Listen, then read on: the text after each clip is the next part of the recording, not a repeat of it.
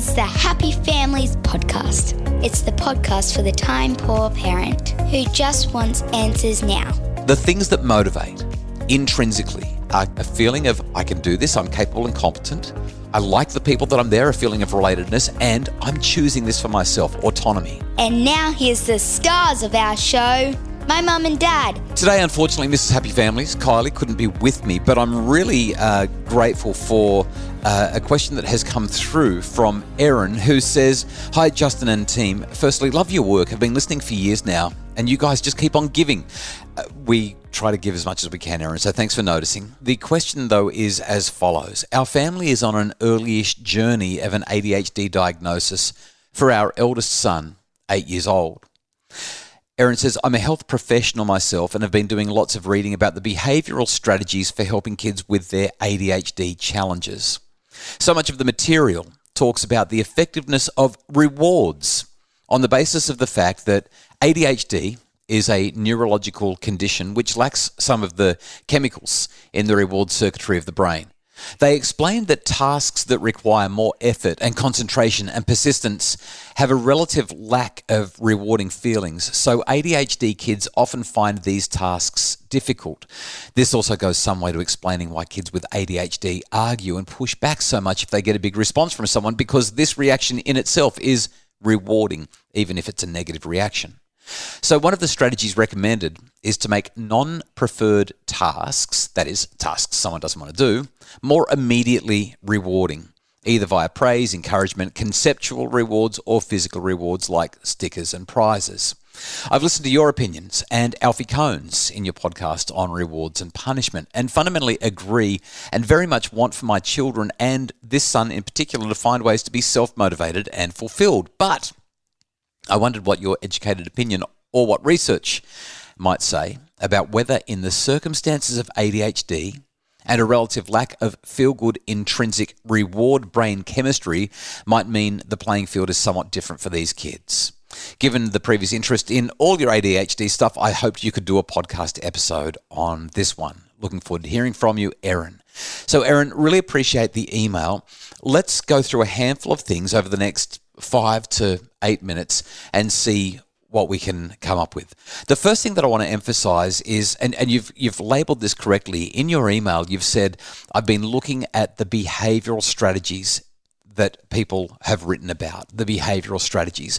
And so there are different ways that we can come at things like ADHD and autism and other neurodivergent experiences or realities that we're dealing with. The first thing that I want to highlight is your point about reading behavioural strategies. So we can come at this from all kinds of different angles. Behavioural strategies are the most popular. That's where most of the research lies, and that's where most of the programs and most of the therapy that you'll do sits. It's in the behavioural realm with a focus on rewards. In other words, what can I do to enhance intrinsic well, actually, we're not going to enhance intrinsic interest. So what can I do to make something extrinsically rewarding since it's just not intrinsically rewarding at all? My approach is non-behavioural. That is, I'm trying to move away from this focus on external rewards because we're playing in the shallow end of the motivation continuum.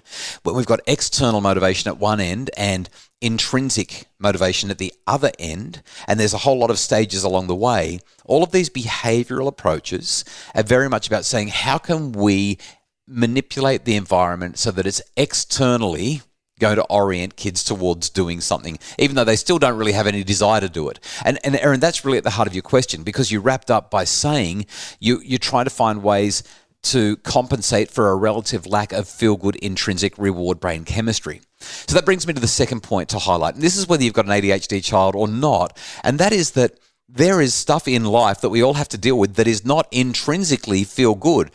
Doing the dishes is not intrinsically feel good. Getting up on time for work, not intrinsically feel good sort of stuff. The things that we do for their own sake, they are intrinsically motivating. Things we do because we know that we should or because we value them and we know that they're important and we appreciate having them in our lives, they fall into other places on that motivation continuum.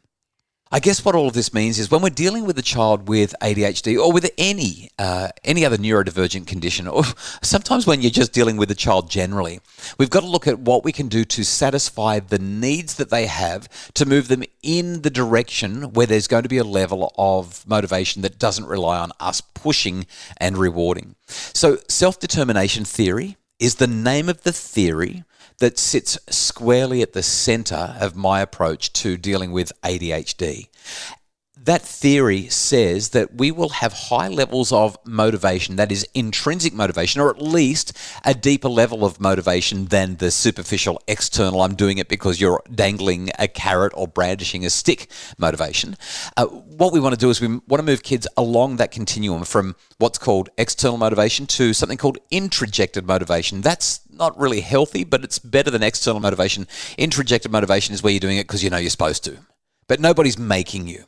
And that's a better form of motivation generally than external, but something that's even better than introjected motivation as we move along that motivation continuum to some slightly deeper water is what you would call identified motivation. This is when your child or you say, this is an important thing to do and I value it. It matters. The next level of motivation as we go into even deeper motivation waters is what we call integrated motivation. This is where we do it because we know that we value it. It's integrated into our identity. I do this because I want to be healthy. I do this because I value cleanliness. I do this because it's part of me being a good person. It's part of who I am. And then we get to intrinsic motivation where we say, I do this because of the joy of doing it, because it in and of itself is an end for me. That's kind of complicated, but it's really important when we're dealing with neurodivergence because while ever we're operating at the reward level, which is where most behavioural strategies are focused, we're focused on that shallow end of the continuum. So, what moves us along the continuum into the deeper motivational waters? 3 things. The first is a sense of autonomy. And I think as I consider our own experience with our child who has some of these additional needs, I think that may be the most important thing of all. We've learned that the more we step back and the more that we let her, I guess, not dictate terms so much, but work within some reasonable frameworks at her own pace, in her own way, we found that she's motivated to do most things most of the time, so long as we can be patient with her and let her do it her way. Autonomy is at the heart of this. Every time we start to get coercive, every time we start to get controlling, every time we start to push that little 8-year-old to do things our way and to do them now, what we find is that motivation decreases and so too does compliance and subsequently so does well-being. The second central element is competence. Now, competence needs are fragile. When a child doesn't do things well, they shy away from doing them at all. Why? Because no one likes to be hopeless at stuff. When a child does things quite well, their motivation will be high. Why? Because they can do it. They approach it rather than avoid it. They feel good about doing it. Our job, therefore, as parents, with a child who has ADHD, is to say, how can we create structures here that provide you with the support you need? There's going to be accountability, but there has to be support. How do we help you to get this done? And the last basic psychological need is relatedness. That is, the more I like the people that I'm going to be hanging around with while I do this thing, the more likely it is that I'm going to go and do it reasonably well. The things that motivate intrinsically, or at least at an integrated or identified level, those things are a feeling of, I can do this, I'm capable and competent. I like the people that I'm there, a feeling of relatedness, and I'm choosing this for myself, autonomy. Now, my new book, which comes out in April, is called The Parenting Revolution.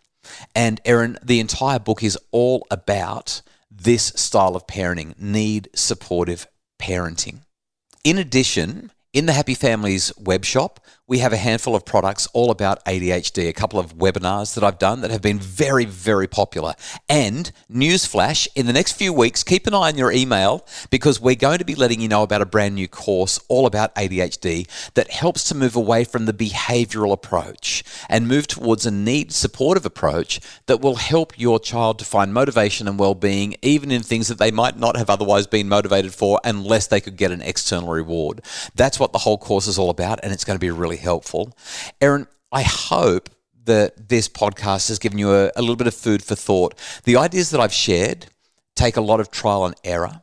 They require us as parents to really be on our game and to make sure that we're setting the environment up in a way that works for our child. But hopefully, with the little bit that I've shared with you just now, it's enough to move you in the right direction and help you to start to think about, experiment with and play with some of these ideas. In April next year, the book comes out sometime in the next month or so. Keep an eye on your email for the ADHD course. I think you're going to love it. And hopefully, with all of that, we've answered your question and helped to make your family a little bit happier. Tomorrow on the Happy Families podcast, I have a chat with Dr. Anthea Rhodes talking about the latest findings from the Royal Children's Hospital Health Poll, kids, summer, water, safety. It's a really important conversation. I'm looking forward to that. And later in the week, we're going to talk about balancing family values and routines with visiting grandparents who have different ideas about what the kids can and can't do. Tackling the big issues on the Happy Families podcast. We appreciate Justin Rowland from Bridge Media. He's our producer. He does a great job in making the podcast sound great. Thank you, Justin. We also appreciate Craig Bruce, our executive producer. For more info about the stuff that we've talked about today, keep an eye on your email, subscribe to the Happy Families newsletter, or visit us at Dr. Justin Coulson's Happy Families on Facebook. Back tomorrow with more on the Happy Families podcast.